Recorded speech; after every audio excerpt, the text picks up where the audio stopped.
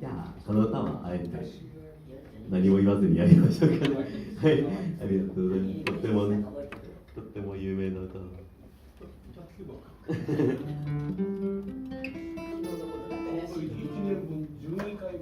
うなんだ。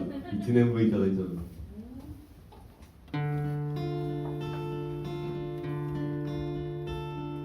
小さな家とキャンバス、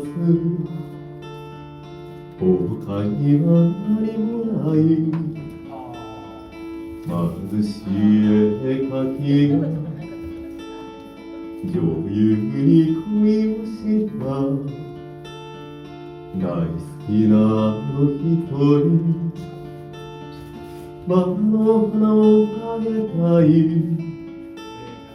ある日街中の花を買いました。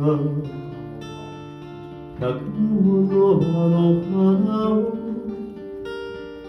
あなたにあなたにあなたにあげる。窓から見える広場を真っ赤なバラで埋め尽くして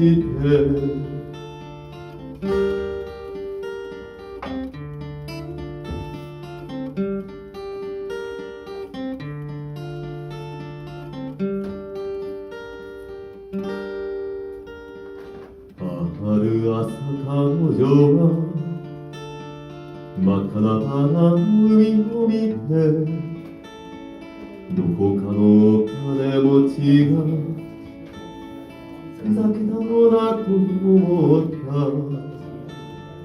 小さな家とキャンバスすべてを売ってバラの花買った貧しい絵描きは窓の下で彼女を見てた。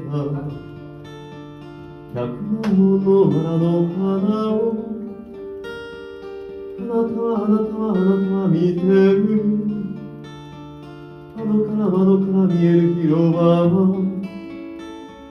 真っ赤なバラの海。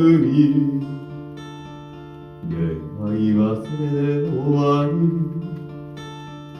女優は別の街へ。真っ赤なバラの海は華やかな彼女の人生。